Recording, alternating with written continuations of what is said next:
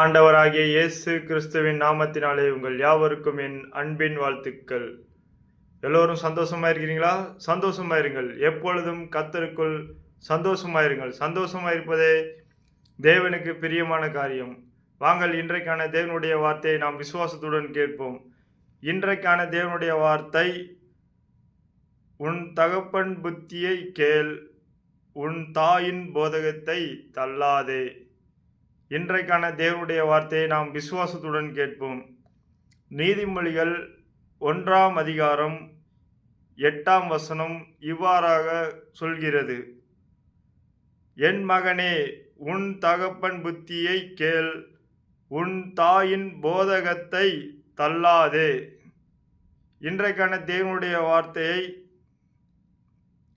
விசுவாசத்துடன் கேட்ட பார்த்த உங்கள் யாவரையும் தேவன் ஆசீர்வதிக்கவே ஆசீர்வதிப்பார். இன்றைக்கான தேவனுடைய வார்த்தை என்ன சொல்கிறது என்னவென்றால், உன் தகப்பன் புத்தியை கேள், உன் தாயின் போதகத்தை தள்ளாதே. இன்னைக்கு அநேகர் இப்போ உள்ள காலகட்டத்தில் அப்பா அம்மா பேச்சை கேட்பதில்லை, அவர்கள் புத்தியை நாம் கேட்பதில்லை.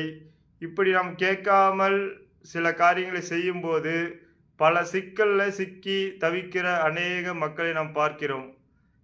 இன்றைக்கு இந்த தேவனுடைய வார்த்தையை நீங்கள் பார்த்து கேட்ட உங்கள் யாவரும் நிச்சயமாகவே உங்கள் தகப்பன் புத்தியை கேளுங்கள், உங்கள் தாய் போதகத்தை தள்ளாதீர்கள். உங்கள் தாய் தினமும் போதகம் சொல்லி கொண்டே இருப்பாங்க. அது அவங்க ஏன் புலம்புகிறார்கள், ஏன் இப்படி பேசுகிறார்கள் என்று நீங்கள் சலித்து கொள்ளாமல் அவர்கள் சொல்கிற போதகத்தை நீங்கள் கேளுங்கள். உங்கள் தகப்பன், அதாவது உங்கள் அப்பா என்ன சொல்கிறார்களோ அந்த புத்தியை கேளுங்கள். அவர்கள் சொல்கிற புத்தியை கேளுங்கள். அவர்களுக்கு என்ன தெரியும், எனக்கு எல்லாம் தெரியும் என்று சென்றீங்கன்னா பல சிக்கலில் சிக்கி தவிப்பீர்கள்.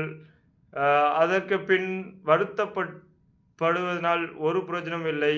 இன்றைக்கான தேவனுடைய வார்த்தையை விசுவாசத்துடன் கேட்ட உங்கள் யாவரையும் தேவன் தாமே ஆசீர்வதிக்கவே ஆசீர்வதித்து உங்களை பெருகவே பெருக செய்வார். Thank you friends. God bless you.